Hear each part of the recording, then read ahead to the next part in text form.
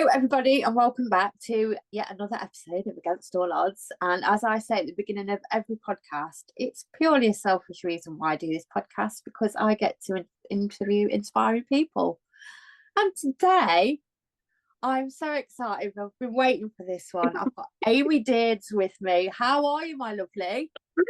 I'm good. I think I'm as excited as you. I was like, I love doing stuff like that because I never know what's going to come up. I can't prep for it, so I love it. It's exciting. Do you know what, mate? I don't even prep any questions because I did for my first couple of episodes, but we're like 55 episodes in now, and I just go with it. Exactly. If I can do an interview on the BBC, I can do this. Exactly. No, let's see where it goes. Now, you are an amazing coach helping people getting sober. You're like best-selling book as well. Yeah, it's I forget, I think. I forget the things I've done. Even today, I just went for a walk. I've got like a few days off work, so you can't waste this sunshine because this is probably our summer. Let's face it. So I went for a walk and just sat in the park, and I just feel incredibly grateful. Like there was a few tears today, just incredibly grateful at how my life has turned out. I can't believe, and there's still more to come. It's amazing. I love that. Now, I always say to people that do what you do, any coaching, any kind of area of your life, there's always a big reason why. So what is your big reason? Where did it start? I never intended to start a business, to become a coach. That was it never entered my head. But then entering sobriety, and then the pandemic happened. I was about 10 months sober when the pandemic happened. And at that point, there was no real online meetings. It was all physical meetings. And I can remember thinking to myself, if my goal was to get to a year sober. I knew only 4% of people coming out of rehab got to a year sober. I was going to be in that 4%. Low? Yeah, that low. I didn't realise that, mate. Wow. Yeah, it's really low. So I was like, right. I'm a big advocate of not setting massive goals like that, but for myself, I'm like, yeah, well, we'll go for 10 years. But no, I was like, if I want to do this, I have to look at different ways of looking after myself. So I joined a fitness platform, got a month free because of the pandemic. And I just used that Facebook group to start sharing my story because I hadn't told anybody. Nobody other than my immediate family knew I was in recovery. Nobody. Wow. So I started sharing in there, and that gave me the confidence then to post on my own Facebook page. And I think it wasn't necessarily about going sober. I just shared how I changed my thought processes, how my mindset had changed, that how, I felt about myself, how that had changed. And then women started to come to me for, asking how I did it, asking for help. And I thought, well, I might as well get paid for this. Yeah, absolutely. So then I started coaching. Initially, I started coaching in nutrition. I am a qualified nutrition coach, but I don't practice what I preach. So I knocked down because I can't be telling people, here's your calorie controlled diet while I'm stuffing a bag of chocolate buttons or something. And then it went into the mindset. So, I am a mindset coach, but I tend to attract women who use alcohol as a coping mechanism. Yes, because it's on the increase as well since COVID. Yeah. Especially COVID, I think alcoholism rose. I've seen statistics. Obviously, I don't know if this is all correct, but around 300% it rose in the pandemic. I think you were either in two camps. So you either went really healthy, which is what I did, or you went completely the opposite way. And there was nothing else to do. So people just drank. And then when that becomes this habit, how do you get yourself out of it? And it's not like the women that come to me are necessarily alcoholics. They're nowhere near where I was. But this self-destructive thing that we use that is so socially acceptable, everybody does it, but it's not serving you. So how do you break free from that? So there's women in my world that I help break free from that. There's women in my world that don't use alcohol as a coping mechanism, but have still got the same kind of thought patterns and processes. Because as an addict, I had the same self-doubt and all of that as everybody else, but it's just extreme. It's really extreme. Yeah. So How long have you been sober for now? I will be 6 years sober on the 8th of May. Wow, what an achievement, mate. What an It's achievement. gone so fast. I was just thinking, just before we came on, I was just thinking about the day I went in, and I can't remember a lot of it because I was very, very drunk. But it was terrifying, but the most amazing experience. I had so much fun. I absolutely loved rehab. I didn't want to leave. I loved it. Okay. So how did you get to that point, mate? Because that's not like a quick thing where, you don't Mm. develop a habit like that quickly. You it feels like you do, but you don't. Like I always drank what I would have considered normally. So, a Friday and a Saturday night, you go out, and that was it really. And then that was mainly all through my 20s, and then to my 30s, there was a lot happen in a short space of time. I got made redundant. I had to cancel my wedding. I had to move house, and it's this, we all use, well, not everyone, but we use this thing as a coping mechanism. We go to the pub, or you've had a bad day, you have a drink. You're feeling pissed off, you have a drink. You do this, you have a drink. And it's just started becoming more and more and more over, those 8 years. And I kept losing jobs. I was losing, friendships. And I thought, I know what I'll do. I'll move to Cambodia. And I moved Right. halfway around the world thinking I could escape it. But you can't escape Right. yourself. No, no, no. Why Cambodia, mate? Why there? I just heard nice things about it. All right. I'd heard it was a beautiful country. So I volunteered over there for 4 months, loved it, came back, learned to teach English as a second language, and then moved over there for a year and did that. But with nobody around to kind of rein me in, I went full pelt, and Right. it got to the point where I thought I need to go home. So I came home. If that wasn't enough, I ended up working in a pub. Great place for an alcoholic.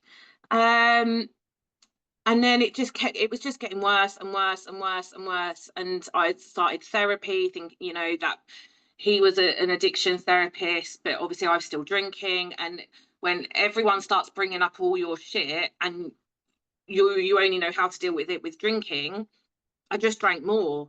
And it Right. culminated in a day I passed out at work. I ended up at my therapist's drunk. I don't remember any of it. It was in blackout.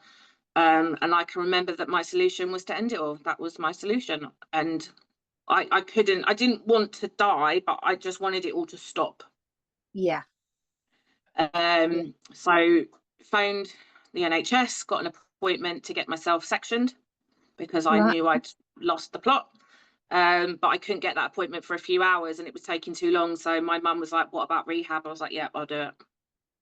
And Wow. 4 days later, I was in rehab. Wow. Do you know what? It's like you say, it's so socially acceptable. Yeah. Like I can literally walk out the door and go to the shop across the road and buy it.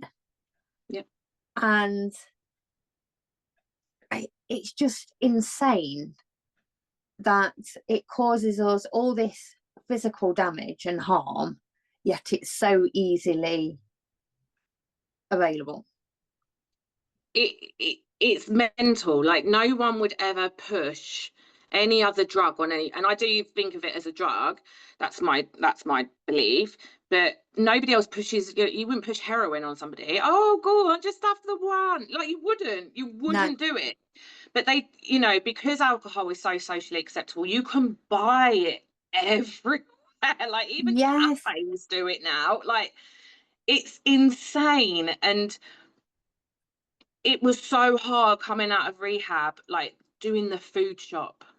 I used to have to get my mum to come with me because it was so hard to not go anywhere. It's not even down that aisle, it's all at the end of the aisles or wherever, it's everywhere when you go in a supermarket. And I don't think I think maybe the younger generation don't drink as much now, like the 18 and 19. They don't seem to drink as much as what I did when I was their age. I think, it's slightly different now, but particularly women my age use it hugely as a crutch for stress, for loneliness, for boredom, and it's such a hard habit to break out of. Yeah, it's also used like to celebrate as well. Yeah, everything. It's social gatherings, like you go and meet your friends at the pub and things like that. So it's like the good emotions, and it's like a fix for everything. It is, you're happy, you have a drink, you're sad, you have it. Like, look at the weather we're having. It's, Go and sit in the beer pub garden. garden. It's pub garden weather, isn't it? Everyone's like, it's pub garden weather. And even I still have that thought. And I went to a cafe yesterday with my mum. We went to a little tapas bar, and they do alcohol-free sangria. So I was like, yes, I can have that. That's amazing. And it doesn't really cross my mind anymore I can't remember the last time I wanted to have a drink. But it's so on TV, in films, in books, in magazines, it's everywhere. And I don't necessarily think of it. Alcohol wasn't the issue, it was how I used it. Yes.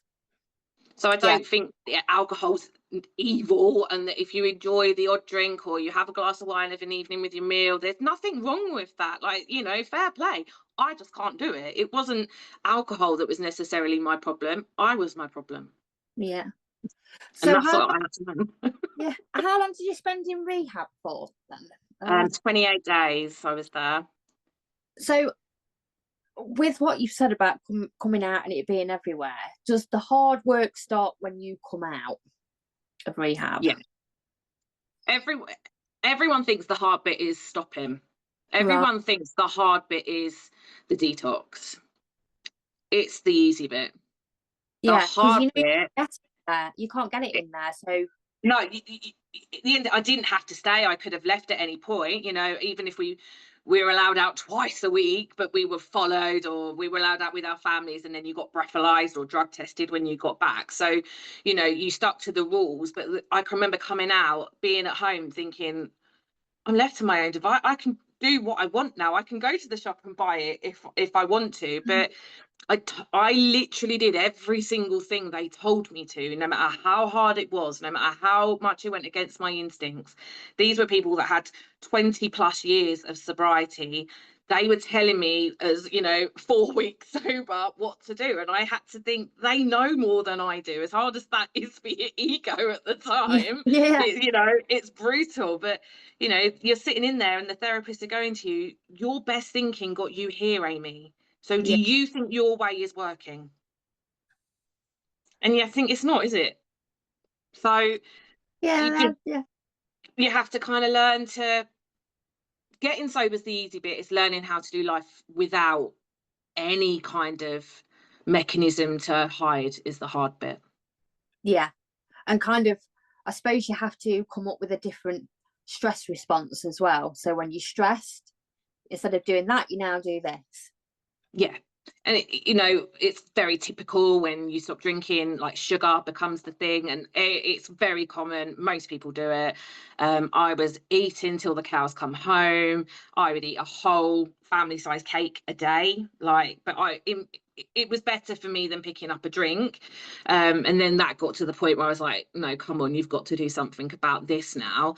But there's always going to be elements of my personality that wants to run and hide, and there's always going to probably be some kind of addiction, whether it's food or whether it's work. I can get very engrossed in work or my business. I can almost became addicted to exercise. I became addicted to spending money, all to run and hide. So even 6 years down the line, I'm still learning to just sit with my feelings in the discomfort, but know that it passes and that I'll be okay. Yeah, I love that. Because I suppose if you've used something to dull your emotions down for so long, that actually when you take that away, you don't actually know how to deal with emotions. So it's a little bit like, oh, this is new, feeling like this. And you don't know what the emotions are. You can't describe them. I remember the first time I felt genuine happiness, I was crying. I couldn't work out why I was crying. I was like, I had a really nice day. Like, what's wrong with me? And we all kind of go down the rabbit hole of trying to figure out what's wrong. And it was literally just sheer joy. I had never felt that joy ever in my life. Like today, just listening to, I'm in a rock choir and we're getting to sing at the Edinburgh Fringe Festival. And blows my mind that I get to do that. And I'm so grateful for that, that it overwhelmed me a bit today. That's absolutely incredible. Do you know what? I love that. I always say It's amazing. gratitude is the best feeling in the world ever, especially for your brain anyway. It loves it. It is, you know, I was like, why am I crying? Why can't I get through this song without singing? And and some of them are quite hard to sing without crying, like when you listen to the lyrics, because a lot of the songs I can relate to my own life. But it is just thinking, in August I'm going to be singing at one of the major festivals in the world, and I wouldn't have done that had I not been sober. No way. Yeah, yeah, I love that. Do you kind of wake up grateful every day, like that No. that version of No. you? Because you got to think as well. You got to be grateful for that part of your life because it's made you who you are and what you're doing now. I am I because I never understood, like I don't do 12-step meetings anymore, but I never understood, oh, I'm so and so and I'm a grateful alcoholic. And I think, why are you grateful? Like, why would you be grateful to be an alcoholic? And it took me a while, but I get it, because without going through that, I wouldn't be sat here now talking to you, let's face it. I wouldn't be Yeah, doing any of the stuff that I'm doing.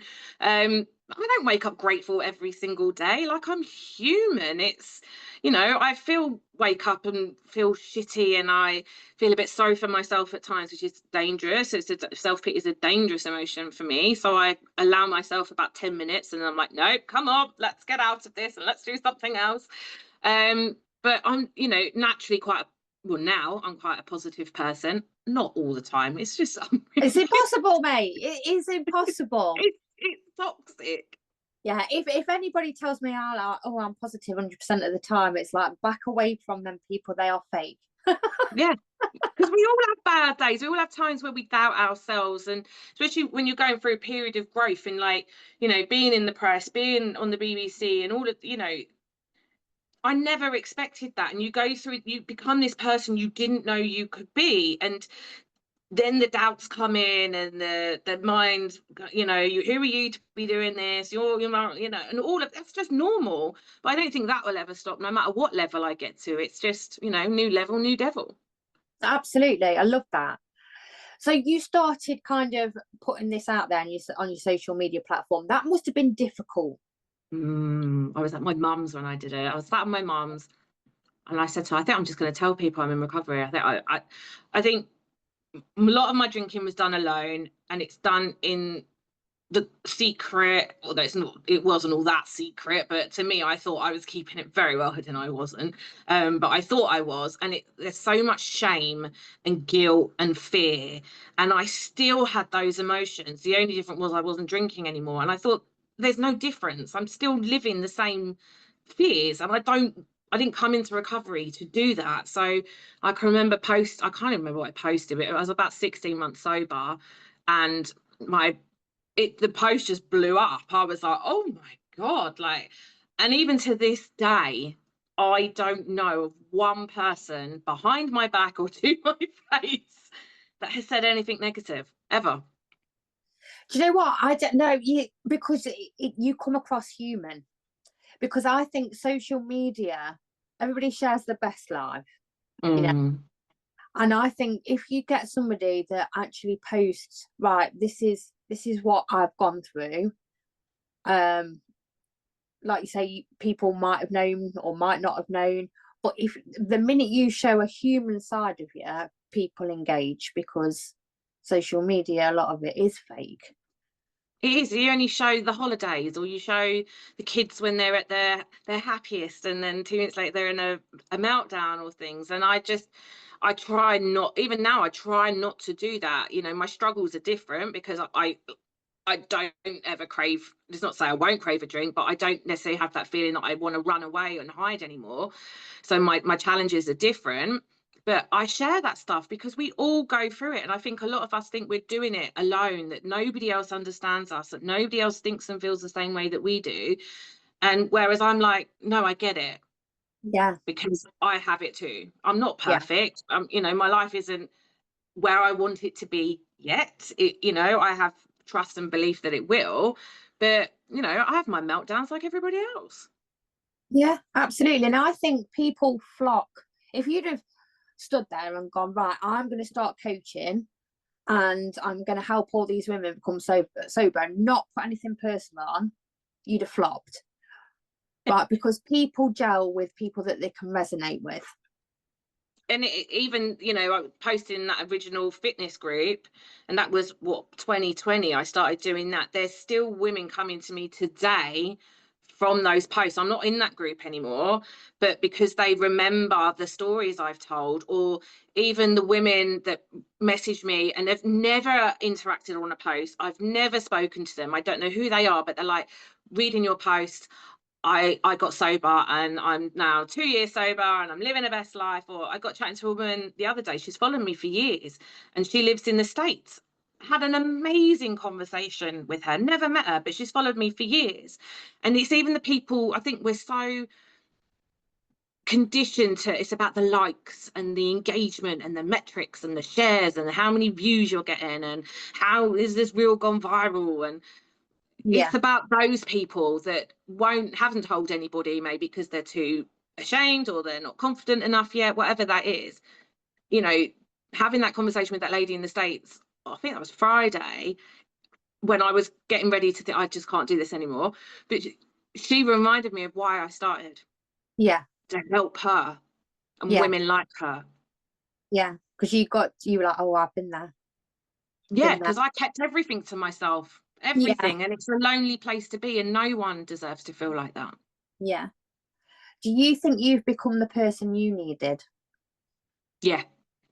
I was talking to my mum about this yesterday because, you know, yes, I think there's this perception that I may be more successful than I am because of the press, and you know, I'm not making the money I want to make yet, and I still work and all of those things. But my mum said, even if nothing else came from this business, it's made you you. My own programs, it's like I helping others has helped me. Doing my own work that I give to other people, Yeah. Yeah. it's helped me become someone I didn't know I could be. And then I think, well, I've just got to carry on, because the version of me next, I don't even know who she can be yet. And Yeah. that's exciting. Yeah. Oh, I love that. It is exciting. Bit daunting, but exciting as It is well at the same daunting. time. Yeah, it is scary. But then, you know, nothing, if it's not scary, what's the point? You know, it's not going to change you, is it? No. No. So where did the idea of the book come from? I think everyone always said to me, you should write a book. Oh, you should write a book. You should write a book. And I've had the title of the book for years. I always knew what I wanted to call the book. Um, and then I was in a book collaboration. I thought, well, that's a little start, like a stepping stone to writing my own book. So I did a chapter in a book collaboration. And then I thought, I'm just going to write the book. And I wrote the book very quickly. Actually, publishing it was a different matter because all the fears came up and all of that stuff. It took me a long time to publish it. And even when I published it, I think people maybe thought it was going to be this my life story, Right. and it is. There is definitely parts of my story in there, because I think you need parts of my story to relate, but it isn't about that. It's about, you know, if you think you're drinking too much, you know, what can you do about it? How do you actually, one, get sober, and then two, there's so much help out there for people to stop drinking. There's, you know, all of these programs. Instagram is huge for sober coaches, but no one tells you what to do next. Yeah. So it's like, what's next after that? What's next? When you've stopped drinking, then what do you do? Because you have to face all of why you did it in the first place. It's not enough just to stop drinking, because otherwise we call it like dry drunk. So you've stopped drinking, but you're still in all that fear, resentment, anger, and taking it out on the world, and it's everybody else's fault bar yours.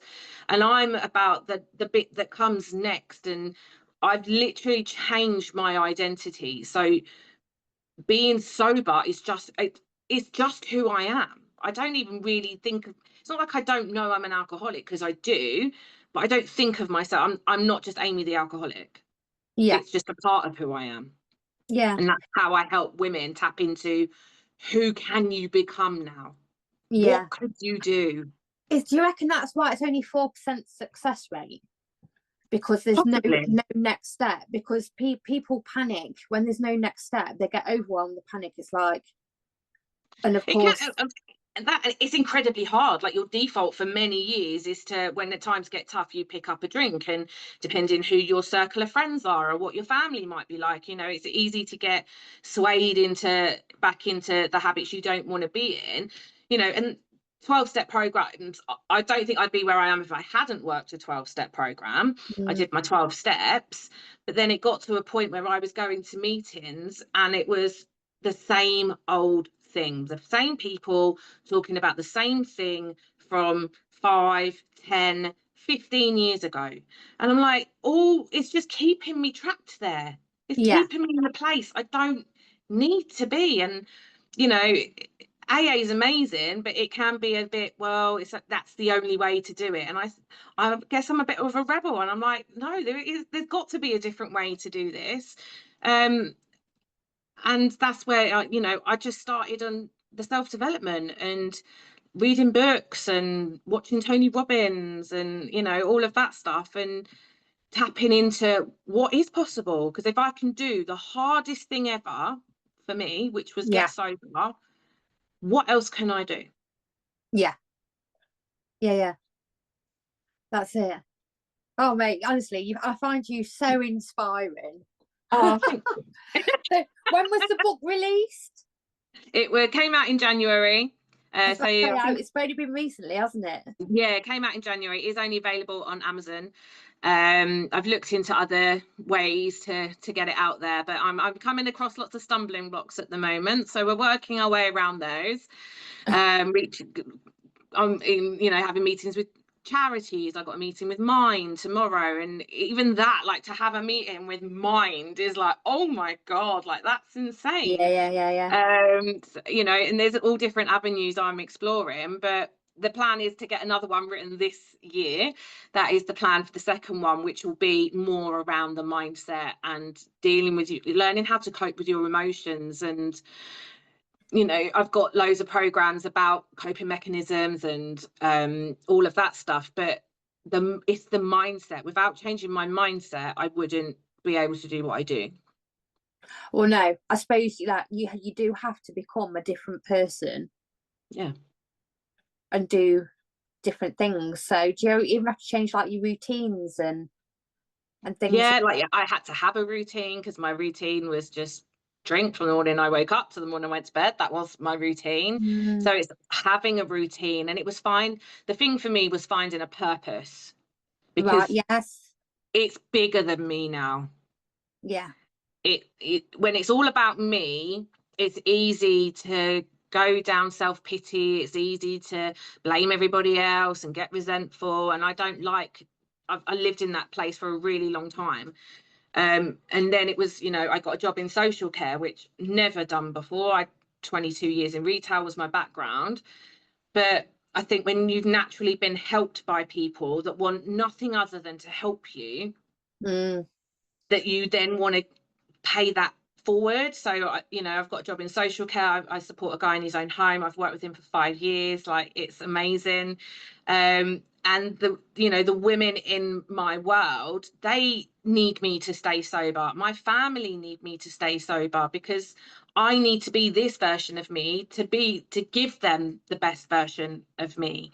So it's not really about me. It's about creating something like a legacy, I guess.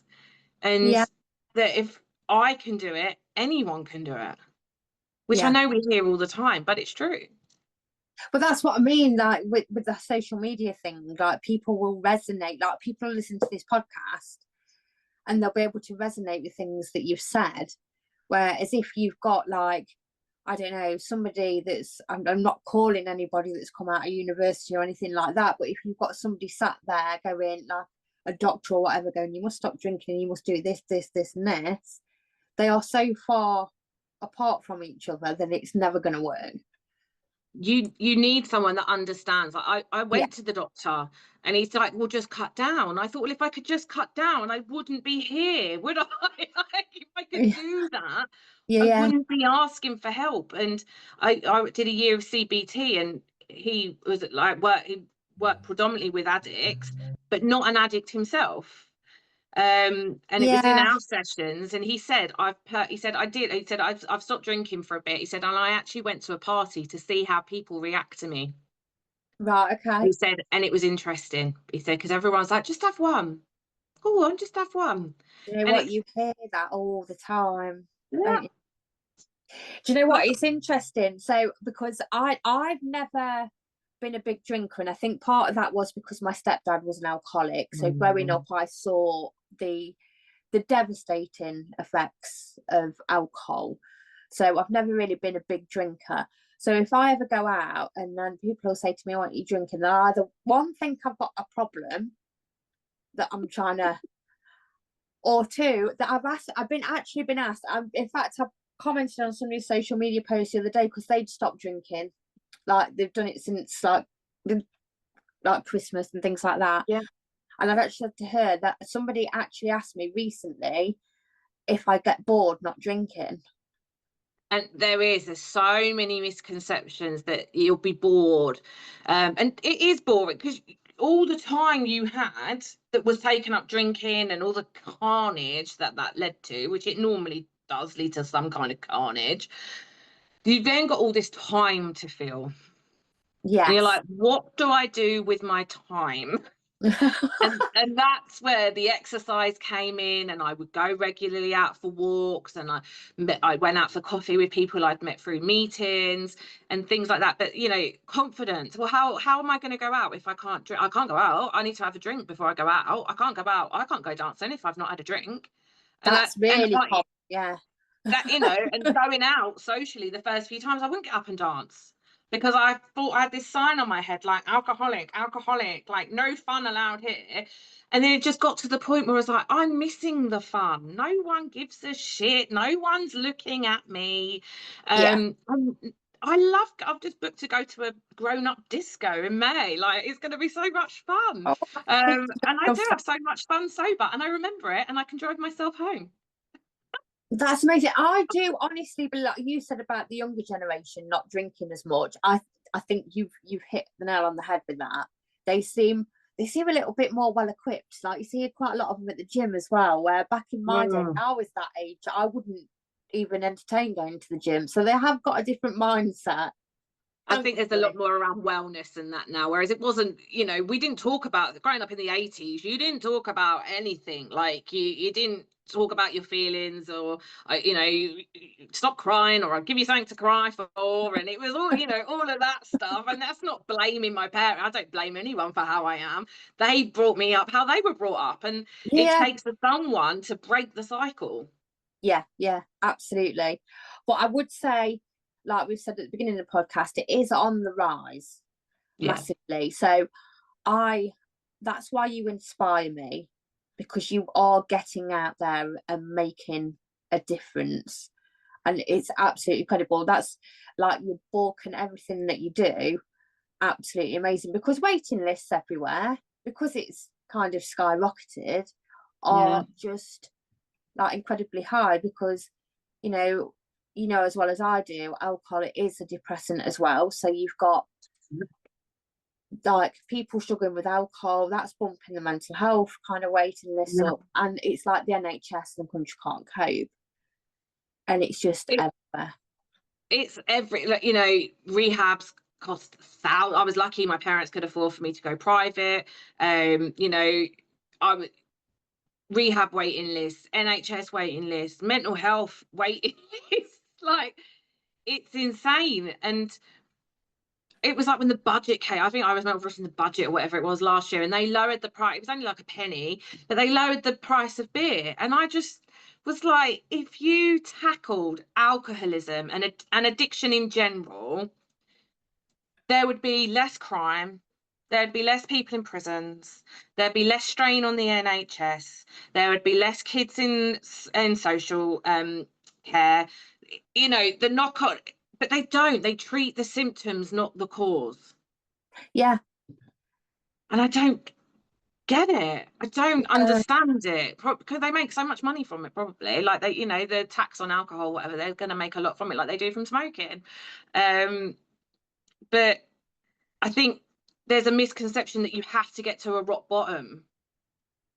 do you And know what you I was just don't. about to say that, because you'll hear people, like, I think it's a bit of a myth, isn't it, where like you think an alcoholic's like drunk all the time, but it could be that you are drinking, binge drinking every weekend or every couple. Yeah, I mean, what's yeah. the kind of criteria of being like in that category of alcoholics? Because it's very confusing, isn't it? It is like what is an alcoholic? Yeah, I think you have this image in your head. It's the bloke on the park bench drinking cans of yeah, special brews that even still exists.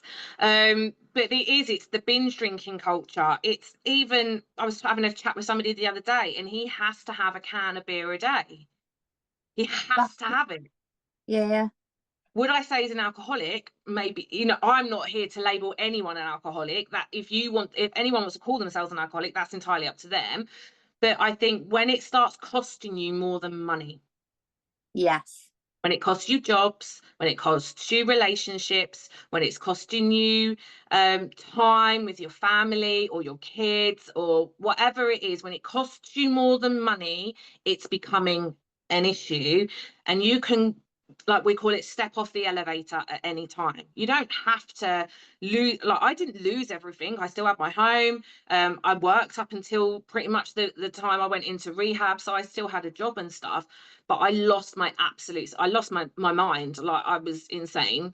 But the women that come to me aren't at that point, but they've got to a point where they're just like, I actually just don't want to do this anymore. It's costing me money. It's weight gain. I look awful. I'm not doing the things I say I'm going to do yeah, because I'm letting people down, because I'm hungover, or I won't go if there's no drink, whatever it is.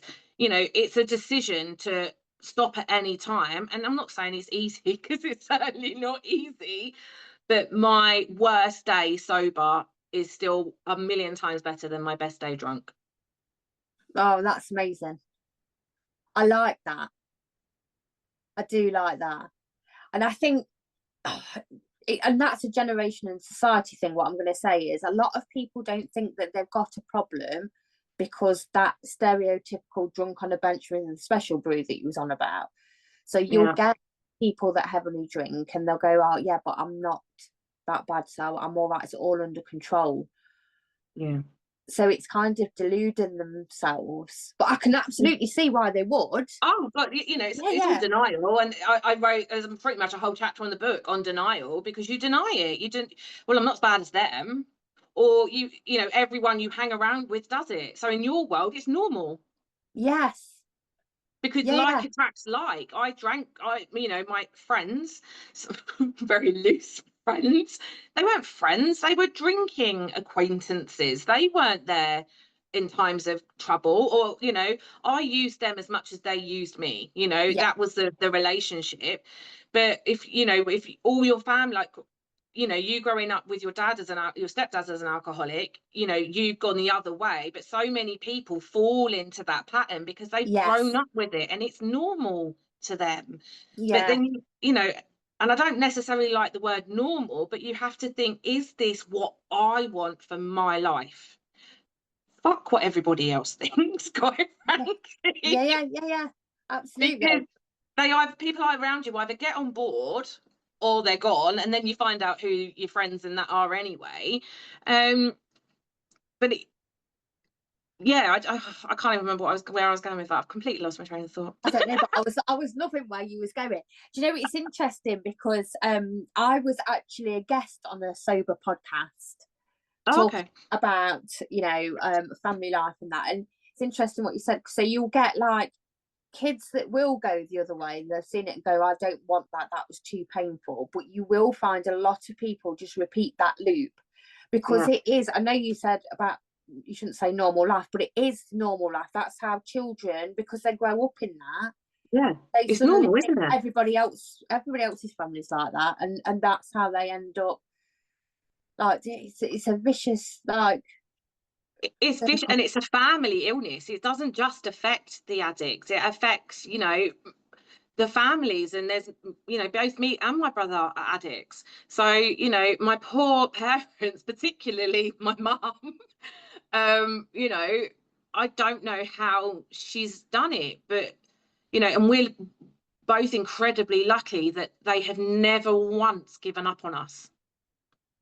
Yeah, You know, but I understand, you know, there's been times where we've had to cut, you know, my brother off and stuff because what we're doing wasn't working. You know, you end up yeah, enabling them when you think you're helping them, but you're not. You're enabling someone. So, you know, as much as my mum probably thought she was helping me at times, she wasn't. She was enabling me, and you need that tough love, you know, at yes, times. But it is a family illness. It affects everybody around you. But equally, then so does sobriety. You know, I yes, haven't set out to change anybody, not initially. And even then, I can't change anybody. I can help, I can give them the tools to change themselves. I can't make anybody change. But my family have changed as a result of how I've changed, because of how I think about things and how I see the world now differently. And, you know, sometimes they don't necessarily understand all that I go on about. But I've equally learned they don't need to. I don't need their validation to live my life the way that I want to live it. yeah. Because you're proud of yourself, mate, so you should Mm. be. Like you should really pat yourself on the back. Like you said, that Still four getting used to four that. percent. Still getting used to being proud of myself rather than ashamed. All you've got to say to you is it's 4%. 4%. I know. That was my one goal. My one goal was to get to the 4%. Oh, that is absolutely amazing. So, what is your book called? So people need to search on Amazon for this. The book is called How Did I Get Here? Building a Life Beyond Alcohol. That's absolutely amazing. And they can follow you on Facebook, you know, Instagram. Facebook, I am. I don't do much with Instagram. I can't seem to crack Instagram. I don't get it. I feel like I'm too old. I'm not too old for Instagram, but I'm not. But I am on Instagram under the Sober Shift. And I also have a Facebook group called She Who Decides. Absolutely amazing. Let me just have a swig of water. I'm losing my voice. I know. I don't do Instagram neither. I forget about it, mate. I forget all about it. I just, it's like a secondary thing. I think, oh, bugger, I haven't done that. But Facebook is the main one, Yes. is where you find me. Yeah, me too. I think how old are you? 40, I'm 44 next month. I'm 44, right? So we're too old for other platforms, my son keeps telling me. Way too old for TikTok, apparently. TikTok. I don't use it, but I'm on there. I draw the line at Snapchat. Snapchat, no. You know, I downloaded the app once and realised very quickly that I'm way too old. Yeah, I'm far too old a few for Snapchat. years back as well. So no, we don't. No, so we're good on Facebook. We're good. Facebook's fine. Right, I've got one last question for you that I ask everybody, and they all struggle with it. Okay. Okay, Amy, tell me 3 good things about yourself. I am resilient as fuck. Yeah. I am pretty confident, actually. It still blows my mind how confident I am. And I am. Oh, this is it is a hard question. I was thinking, no, I won't find this hard at all. So yeah, what's the third one? I am crazy in a good way.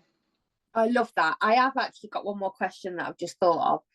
If somebody is sat listening to this podcast that is wanting to better their lives and stop drinking, but are scared because it is scary, change is scary. What, if you could say, reach them with any words, what would it be? I just play it forward. Play your life forward and think, you know, am I willing to accept how I feel right now, where my life is right now for another year, another 3 years, another 5 years? Or can I, you know, think, well, she's done it, I can do it too. Yeah. And it is incredibly hard because you don't, change is scary, and we're creatures of habit. We want certainty. We don't do anything unless we're absolutely certain, but nothing in life is certain. And for me, it came down to the simple fact is that I wanted to live. I didn't, and I would have died. That was going to be my end. And it's not even a case of just living. It's beyond any expectation that I ever had for how my life would be. Like, it's incredible. So, read the books, go, there's so much help. There's Facebook groups galore, there's loads on Instagram. Yes, go speak to the GP. There's drug and alcohol places out there. There's so much help available to help you go sober. And I think the thing that keeps us stuck is the shame, but more people like me are speaking out about it more. For those that do keep quiet, we're giving you a voice. So, come find me, find somebody else that you relate to, however that works for you, but you are not in this alone, and that something beyond anything you can imagine right now is waiting for you. You just have to say yes. I love that. I do love that. Thank you. Well, thank you for being such a fantastic guest. Oh, thank you. Everybody that needs to follow you and to get your book as well. So I'll post all the links in the description on the podcast. But thank you so much, my lovely. No, thank you for having me. No problem. I'll see you soon. I'll see you soon. Thanks, Amy. That was amazing.